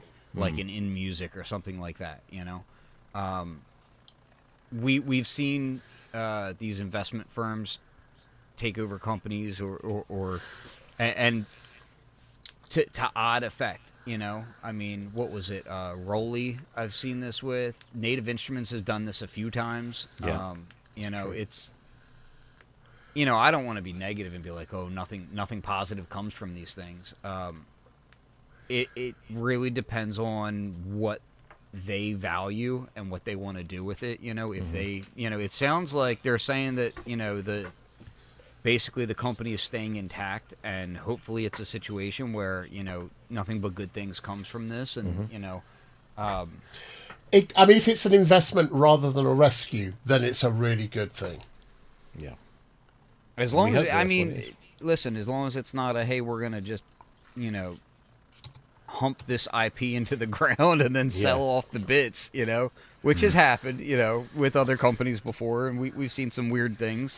But Elektron has a history now, and that they've built up over the last couple decades, and it's a really powerful history. Like the space that they hold, especially for like the techno community, and groove boxes, and even synthesizer weirdos with things like the Sid synth and all that. Like they've just done so many cool things over the years, and they've gone through some really rough times, losing their their main developer from the in the beginning, and to where they are now, and the kind of the people that they have. I know some of the people that work over there, and they're all really great people, and I know people that have left Elektron and gone to other places, and they're all fantastically talented people too. So the history is there that you want to see it continue. Like, nobody wants to see any of these synth brands or groovebox brands or whatever go away, because it's all stuff that we ingest, And sometimes with these kinds of companies as well, it is the personnel, it is being able to afford to take on new personnel that bring something new. That's the hardest thing to be able to afford as a company, because there's a time of development and risk taking where you take on someone new or several new bodies, which is very difficult for a company such as Elektron or whoever to afford whilst they're sort of just managing to keep their heads above water. And it's a lot to invest in new talent. So I hope that's where it's going. And knowing some of the bods that used to work at Emu, I don't know if you know, I used to work there, and what they've got up to since. Most of the reasons for that, for anyone leaving at the time, was because the investment was just drying up and other people had left, and there were better opportunities. Hopefully this presents an opportunity for them to do significant good things, and they're as you say, they're a great team. Right, let's move on, because we're rattling through stuff now. So let's go back to software. And there was a new release from UVI, two new releases, but this one was probably the most important one.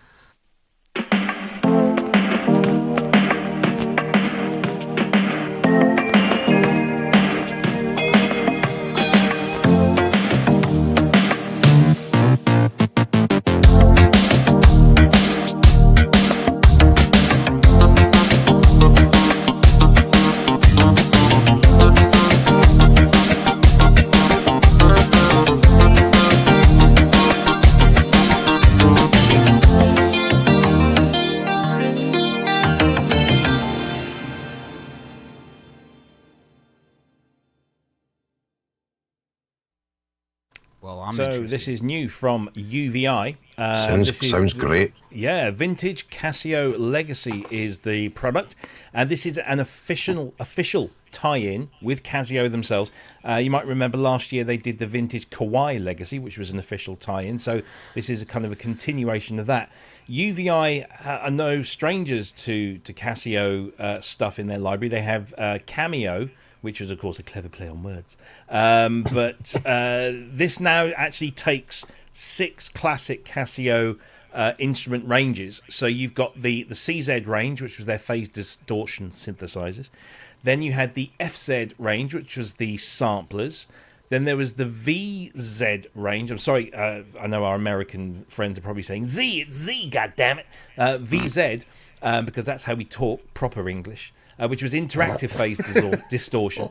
HZ, I think, it was the spectrum dynamic synthesis. And then you've got the CTK, which was this kind of weird offshoot, which was kind of an arranger stroke home keyboard type thing. And then the RZ, which was, of course, the RZ1 drum machine, which is one of my favourite drum machines of all time. And yes, Peter, I know it's still in the corner. You're not having it back yet, though. So, yeah, they've basically sampled massively all of these instruments and put them into shells and interfaces that resemble the instruments upon which they're based. Is it all samples? It's all samples. But so they're because the reason why I ask, I love UVI Falcon. I think it's a fantastic software. But UVI Falcon has like all this really deep synthesis capability as well. It'd be interesting if they had, kind of blended the two a bit. So but, I mean, their whole method of operation is that they create an interface that is kind of the same as everything else that they do. So it's very familiar, with some unique features for the particular synth that they're emulating. Everything is sampled, but they do provide you with filters and envelope generators and effects and performance tools like arpeggiators and stuff, so you can start to shape your own sounds from the samples, but it is 100% sample based. And if you have Falcon, you can then get really into the weeds with those samples through its editing features. But of course, this also works on their free UVI workstation, so you don't need to have Falcon for this. But as you can see here, this is the FZ front end, and then there's also, this is the HZ, this is the arpeggiator. Does it have an SK1? No, there's none of that, I'm afraid. That would be fun. Man. That would be fun. I want an SK1 with a button where I can just press it and it makes my mic go live and I can get my little sample in there and then it disappears when I turn my computer off. That's it. But yeah, it's all there, and it sounds really good. But it's not a model. It's not a model package. It's all sampled. But for years and years and years, the entire industry we're in was using romplers and doing fantastic things with romplers. This is the plug-in version of romplers. It's using sample-based stuff to do extraordinary things. That's what UVI do, isn't it? To all intents and purposes. The UI is pretty. Yeah, absolutely. Yeah. I mean, I remember I was in a covers band in the mid-'80s, and we used to play all around the pubs and the working men's clubs. And we didn't have a lot of money. So, my drum kit was a no-brand drum kit that I bought for a few £100 from a music store. I think the rhythm guitarist, he was quite minted. So he always had genuine Gibsons and Fenders, whereas the rhythm guitarist had, copies of stuff. But the keyboard player, he had two of the most affordable synths you could buy in 85, 86, which was the Juno 106 and a Casio CZ. And there was this kind of thing, wasn't there, about Casios, they make watches and calculators. They've got no they're business cheap. being... They can't be good, but they can't amazing. Be good because they're cheap, exactly. They're amazing but synths. The CZs were incredible synthesizers. Yeah, and the FZ really. sampler gets a lot of love from the vintage crowd. So I think this is really nice. Who is it that does the modelled CZ? Is it Arturia? Do they do a CZ? I'm sure there is a modelled one out there if you wanted one. But, and sorry, Ken, you just said this has got a pretty. Well, you said a pretty interface. You're not properly American because it should be purdy. It's a purdy interface. That's southern. That's southern. Yeah, it's far too It's southern. purdy. yeah. It's a purdy interface. I'm on the East Coast. Where I'm at, we have a very particular dialect. But anyway. How There about you it? No, yeah, it is pretty though. Like I don't know, man. I share an affinity for Casio stuff from back in the day. Like there's something about it, man. Yeah. Like it's. I remember the first time I got my hands on a CZ101, and I was just blown away by what you could do. That thing with sounds it. surprisingly good even today. Like if you have a CZ101 today and you listen to like, man, the brass patch on that thing just sounds awesome. Yeah. Absolutely. Scott. I like it. Yep. Yeah. The only, I would have preferred if it was emulation rather than samples. It sounds amazing. I just wish someone would do a decent emulation of all this stuff, you know? Yeah. Cherry. Yes. No, absolutely.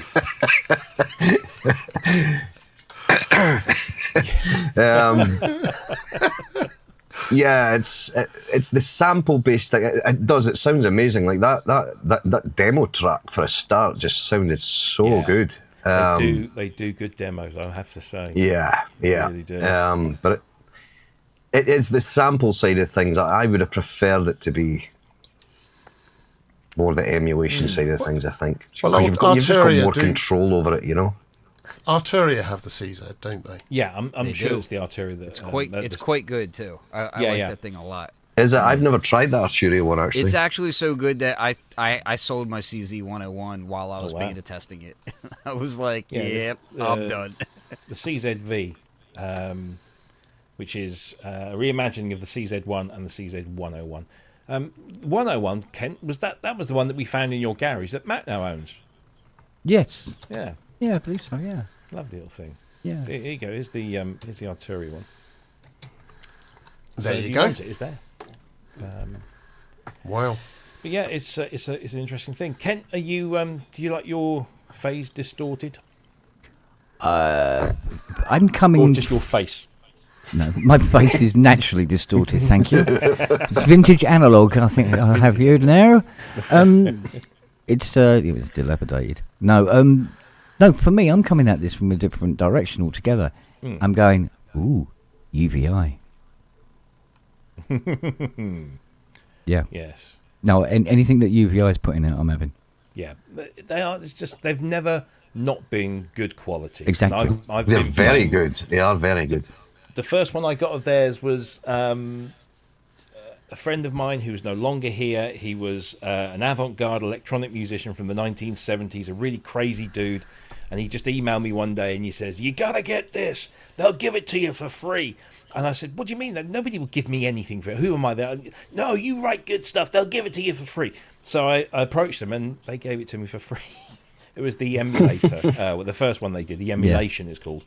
And so I wrote a review of it, and then ever since after that, we had this wonderful relationship, and I've been through 2 or 3 handlers at UVI who have all been superb, and I know Alan, the owner, the founder of UVI, and he's an incredibly talented and passionate guy about this stuff. So they always do really top quality stuff. Furthermore, not only did they release the vintage Casio Legacy, but they also updated Vintage Vault, which is crazy good if you want a lot of sounds for not a lot of money. You get 43 UVI instruments, all the vintage synths that they do. So that's the Fairlight emulation, it's the Korg emulations, it's the Synclavier emulations, it's all the ARP and Oberheim stuff, and again, all sampled but very well sampled. Over 18,000 presets, over 1 million samples. If you were to buy all of those UVI instruments individually, it would cost you north of $4,000. Right now, you can pick it up for $299. It's normally $499, so it's an introductory price through April 27th. That's an incredible deal. Furthermore, you can also get access to all of these by subscribing to their brilliant Sonic Pass, which I do now. I subscribe to that. It's $24/euros a month, or there's a fixed, like you get a discount if you do it annually, and you get access to everything. So not only this, but everything else that they do, and they do some brilliant stuff. So it's well worth the investment, I think, if you were looking for one kind of one-stop shop. So Vintage Vault 5 came out as well, which of course includes the new Vintage Casio Legacy, along with the HX20, the HX Oddie, the Kawai Vintage Legacy, the Mission 6, which is an Andromeda type clone, PX Guitar Sin, Wayframes in there now, Beatbox Anthology. There's just loads of great stuff in there. Fill your boots. It's very, very good. So there you go. That's UVI. They've been busy. Let's see. What do we got? We've got 25 minutes left. There's a few things. Side note, something else that does really nice phase distortion. Oh, yes. I was about to mention. Quick plug. I literally did. Always while a you were salesman. talking, I was like, "Oh, I do love that brass patch." So I just programmed up that CZ brass patch. Now it becomes clear why he wanted to come on the show. No, honestly, I've been still having loads of fun with this. It's such a great thing. And, it went down so well. I really should have taken some video to send to Glenn, because we brought it to Synth Southwest and we plonked it right next to the merch stand, because I knew that it would draw people in, and they'd come and play the device and then come and buy some merch, and we did quite well on the merch. But it was just, people were playing it, and there were people coming back and playing it. There was a guy towards the end of the day that we couldn't get off the bloody thing. He was there for ages playing it. So it's gone down incredibly well. I just want to make a couple of event announcements. I know we are a day late on this one. We did mention it last week, but this is the Art Foundation. They did their Berkeley and Friends Celebrate ARP at 100. That was held at the Berkeley venue in Boston. And if you want to go and watch it, you can, because it was streamed live online and is still up there. So if you go to the Art Foundation page, you'll find the link that takes you to the Vimeo page where the concert happened at the David Friend Recital Hall. It's all there. It's about 50 minutes long, and you can go and re-watch that event from last night. It's completely free of charge. Also happening it's tomorrow at 5 p.m. Eastern time. So what does that make it? 10 o'clock UK time. Is this, which is the other foundation that we are big fans and supporters of, celebrating the legacy of Keith Emerson's a big range of people there. Steve Picaro, Brian Kehoe, and others. YouTube premiere celebrating the legacy of Keith Emerson's TEC Tracks panel, so you can go and watch that, and do subscribe to their channel. It's a lovely discussion between these people about Emerson and more. So please do go and support those events. And of course, in case you missed it last week, we were able to make the announcement that we Synth Southwest, we did a couple of weeks. Was it 2 weeks, 3 weeks? I don't know. 2 weeks, yeah. We did that event, and we said that we'd take all the proceeds and we'd donate that to the Bob Moog and the Alan R. Perlman Foundation. And we announced last week that we raised £1,200. So we've split that 50-50 between the Bob Moog Foundation and the Alan R. Perlman Foundation. And both Michelle and Dina were incredibly grateful, and we'll be doing some sort of silly little check presentation thing at Superbooth and capturing some photos, just so something for posterity. So we'll be doing that. But please do go and support those two brilliant foundations and those two brilliant women, both of whom will be at Superbooth in person. So I've got my photo op lined up, but I found out yesterday Lisa Belladonna's not going to be there this year. She's been there the last few years, and she's not going to be there this year. So I was hoping to get Michelle, Dina, and Lisa, and as many other female synthesists around me, and just take this big picture of me, surrounded by beauty.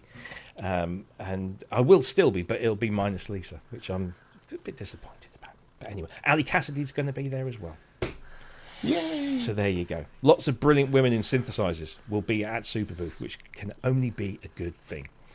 Right, we've made, I think that's all the announcements about things that are going on. So we've done that. Let's go let's go talk about books. There's a brand new book that is coming out soon, and it's by Jean-Michel Jarre, no less.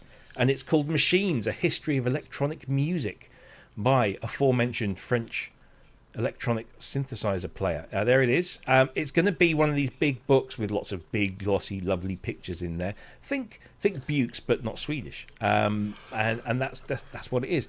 It's going to cost 50 quid, and it's coming out on the 8th of October. I believe that's the 8th of October, not the 10th of August. I'm pretty sure that's the British date. I think it's October. Anyway, it's coming soon, and it's that's about all we can show you at the moment. Really, there's not much else. But according to the blurb, this is going to be covering pretty much everything from 1913 up to the modern day. And I guess he pretty much does know his onions. So will this be? I mean, this is coming out at that time of year, October, where people start making their Christmas lists. This is already on mine. So, what do you reckon? Any takers on this one? Do you like a good synthesizer book? Yeah. I mean, if anybody's gonna have great insight on that, who better? Exactly. Can I show you something? Just while we're on that topic. Easy. Go on. I'm gonna just because this is so crazy that it still blows my mind. Let me see if I can share this. Yeah, here it is. You got to see this.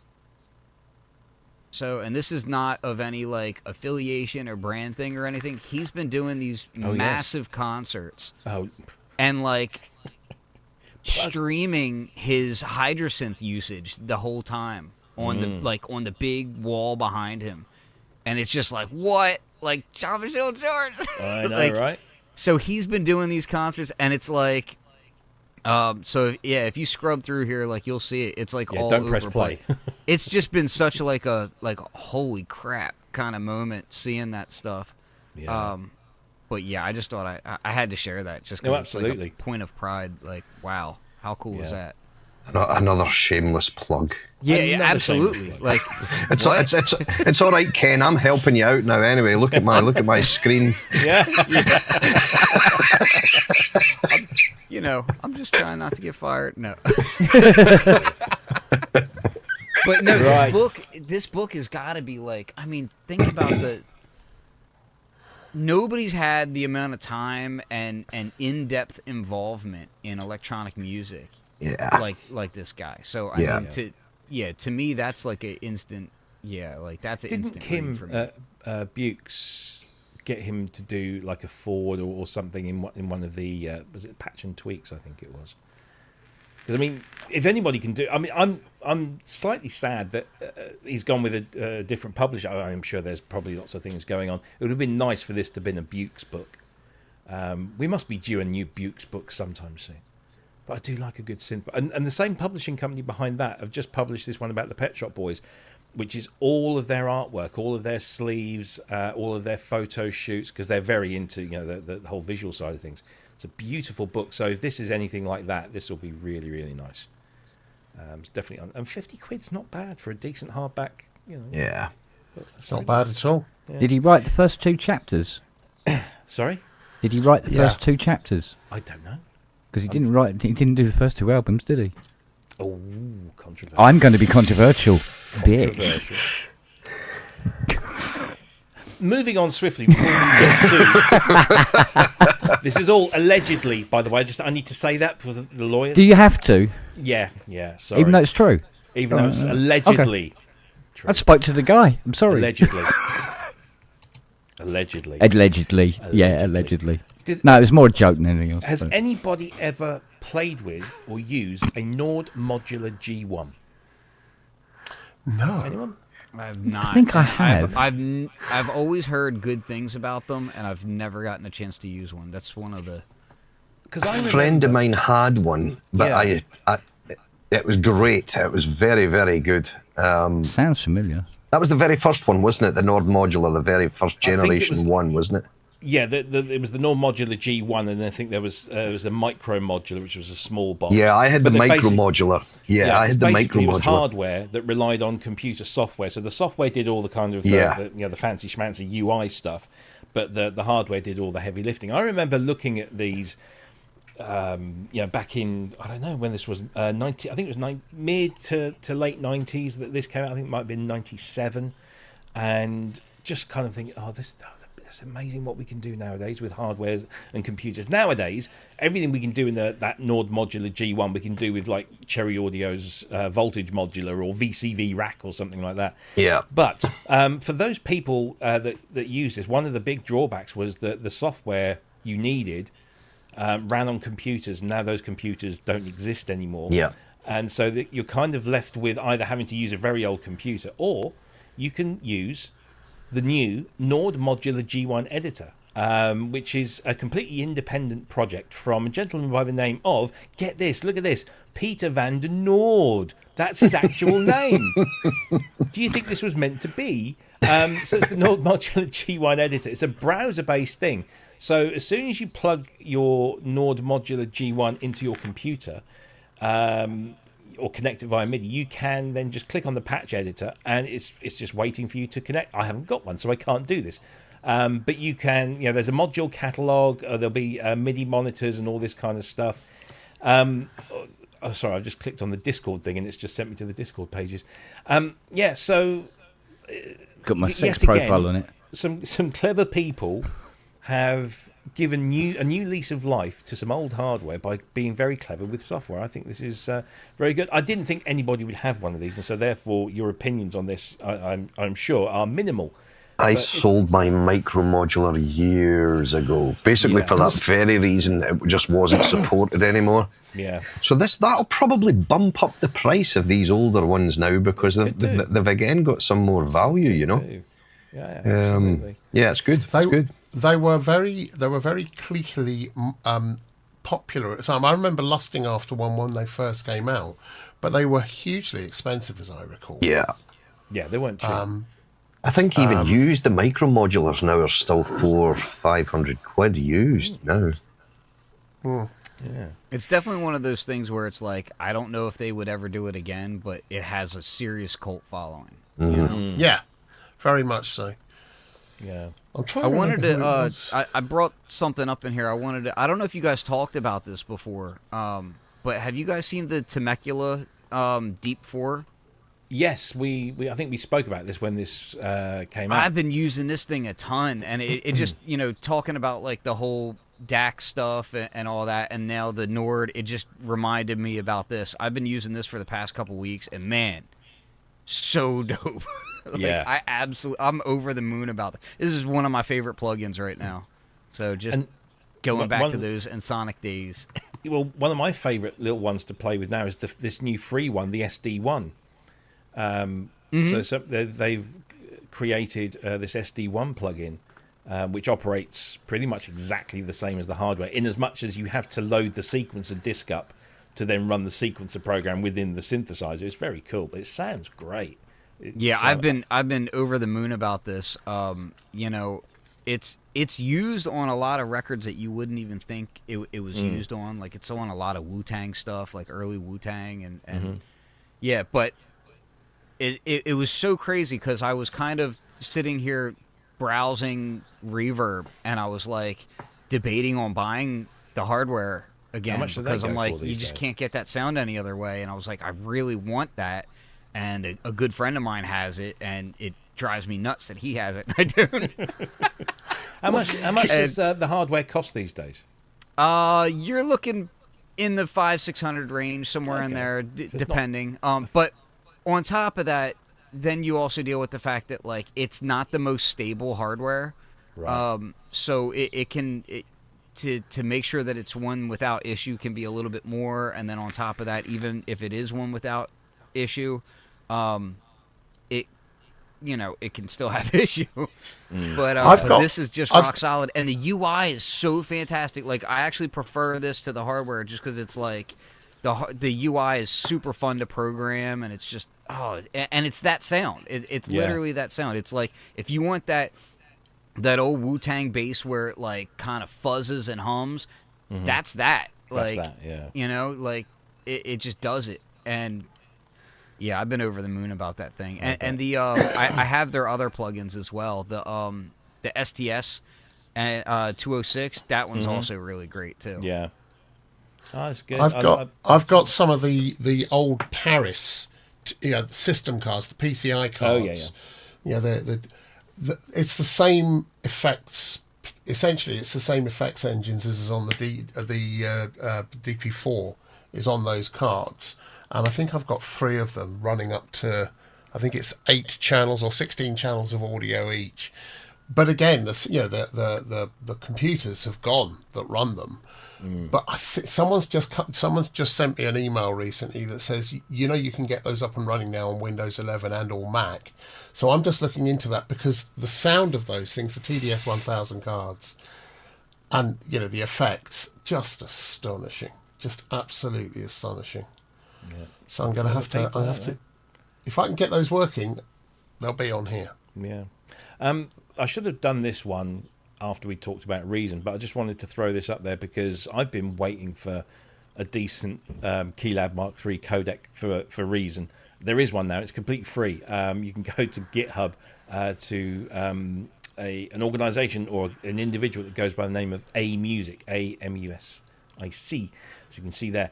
And it's a complete codec for the Arturia Keylab Mark III keyboard. So that's the 49, the 61, and the 88. And I've tried it and works beautifully. So if you are a Reason user and you have a Keylab Mark III, you can go and avail yourself of one of those. I did post that up in the Facebook page earlier as well. So all good fun there. Let's finish up with this one, because I know Kent is a huge fan of this, and this is the news that Yuhi's Zebra 3 has now entered its final stage of public beta. This is the last one before it goes out to the public as a paid-for thing. So you can get this completely free of charge as a public beta. It will stop functioning when the paid version comes out. So this isn't a cheap way of getting around the back door, shall we say. But it's entered its last phase of public beta testing. So go and download that. Have you been trying this at all, Kent? Because I know you're a big Zebra fan. I mean, this is basically drug dealers marketing, where they give you the synth, and you're there going, oh yeah, and as soon as it comes out, you go, well, I've got to buy it now, haven't I? Buy that, yeah. So yes, again, beautiful piece of machinery. Yeah, absolutely love it. Because I mean, I'm not massively familiar with all this stuff. Just explain what sets Zebra apart from everything else. Just the way it sounds, and it's just its facilities, and the fact that Howard Scar doing those. I mean, because I must admit, I only tend to use Howard Scar's patches. Yeah. More often than not. Howard's an amazing sound designer, though. He's probably one of my favourites, to be honest. Yeah, exactly. Yeah, and it's just my comfort zone. It suits me perfectly. I've always it's kind of Zebra. modular, isn't it? Zebra. It's got, yeah. Where do you go to get this beta? There's a link in the chat, Ken. Yeah, I'm looking for it. I'm blind. Yeah, if you go to the KVR audio page. Oh, it's there. Okay. Or you go to the Yuhi page and then go to the news and click on it, and it'll take you to the KVR page. Yeah, I definitely want to check it out. Yeah. Yeah. Erzhek I love kind it. of a genius, so I love checking out his work. Indeed. Yeah. So I thought we should give that a mention, because it is it's such a well-loved synth. But I'm still desperately in love with Zebra 2 and the Dark. And of course, Zebra Light as well, the free one. Yeah. Incredibly powerful for a free plugin. Seeing how he demonstrate this, he does for every once in a while. He does a little demo of this. It's astonishing. It's like analog, only more. you know. Yeah. Because I like the way that on more than one occasion where Zebra was its patches were being developed while Hans was doing film scores with it. Yeah, and then the patches end up in the synth, in the synth as well. Yeah, it's quite. Yeah, love it. Yes, no, it's just a beautiful sounding synth. Yeah, absolutely. Basically, I think every time they're because they have a tent super booth, and every time you walk past the tent, Howie's there, just doing stuff, and there's always this massive huddle of people just watching him, do magic with this thing. So. I'm sure that'll be the same this year as well. So there we go. Gents, that's it. that's a show. We've pretty much covered all the news topics, even the topics I thought we wouldn't have a chance to get to. I just want to say a big thank you first of all to Gare at Custom Sonics. €10, so it's 13.14 because the show is 314. The extra 10 is to buy some cake for Andrew. I'm sure I will go out and buy some cake tomorrow. I can't guarantee it will get there in the post. I might have to. Not that I'm eating cake at the moment, anyway. And thank you for the kind words, Nick. Thinks it's a great show already. This was posted. When was this posted? This was posted about an hour ago. So we've done well. What I want to do before we head off, I want to test. So there's a new widget. There's a new toy within the broadcast system that we have here, and we can actually do our own polls within the system. Let me just take that comment off of there. We can do these polls within the system. So I've picked out the Kent's four known sort of for big. doing his own poll. I picked out the four main kind of topics that we spoke tonight. I just want to test this out. That Andrew looks like Matthew Kelly. Oh, Yeah. no, he does, doesn't he? Oh, Yeah, he does, doesn't he? He And that's does. good. Gary Good Glitter. I thought good that was thing. him on telly last night. Oh dear. Tonight, Matthew, I'm going to be. There's a bit of Rolf Harris there as well, I think. isn't there? Oh, steady. Stop it. Steady. This is not good. Can you guess what it is yet? Tree. Can you guess where I put it? This is all good. This is all really good. I put the poll up. Oh, yeah. The four key topics. All you've got to do in chat, in your YouTube chat, is just type in 1, 2, 3, or 4, depending on which one you want to vote for. So 1 for the Kodamo. I've misspelt that. It's Kodamo Mask1 EX. Press 2 for the vintage Casio Legacy. Press 3 for Reason 14, and 4 for the PPG Wave 2.3. And let's see what our viewers think was their favourite topic tonight. I just thought I'd give it a go. We might make this a regular And thing. Reform win. And Reform, yeah. Ken Pierce, I just want to say thank you for jumping in tonight. You're obviously bored, so you thought you'd come and annoy us for a couple of hours. Is that right? Not. No, thank you, because this is No, he went out of his way. I'm sitting here working and like filling out spreadsheets and stuff. Oh, well, we've hopefully it's nice. We've passed the time nicely. What's coming up on your plate? Obviously, Super you're gonna booth. be- I So- lied oh, yeah, of last course. time I talked to you and said that I wasn't going to be there. I actually am going to be there. So actually, no. First is so right now, Daniel and Alex. Daniel and Alex are in Portland right now at a Okay. Synth Expo. Okay. And next week I'll be in Toronto for the Synth Expo in Toronto. So if you're Nice. in that Canadian area sphere, I like please come Toronto. out and say hi. I'm really looking forward to seeing some friends up in Canada, and yeah, it'll be nice to check that out. And then after Yeah. that, Super Booth. Excellent. I'm really glad. And you must come to the dinner on Thursday night. You and Glenn. Is Glenn going to be there? He will be. Good. And Dominic? Is Dominic? I think so. I'll double check. Dominic will be there. Cool. What I'll do is, I'm not sure if I've already added you to the WhatsApp group, but we go for a big Chinese meal on the Thursday night. There's loads of people. Everyone that's anyone is going to be there. Okay. Excellent. Yeah, So, I'm yeah. pretty sure. Hold on, let me think. So it'll be Daniel, me. I believe Randy is going to be there, and Dominic. cool. No, I think Glenn might not be there, but Dominic okay. should be there. Randy, Glenn. Yeah, I don't know if you've met Randy yet either. Randy writes. Well, our I've spoken wonderful to Randy. manuals. Plenty. So- Yeah. Yeah. So cool. Excellent stuff. Right, Mr. Spong. Yeah, Are you what? still fixing synthesizers, or are you now? Because I know your good lady was ordering paint for the car. Actually, we were trying to start the Mustang today.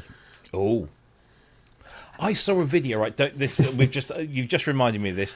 I saw a video on YouTube. For some reason, it was fed to me in my feed. So clearly, I've done something to deserve this.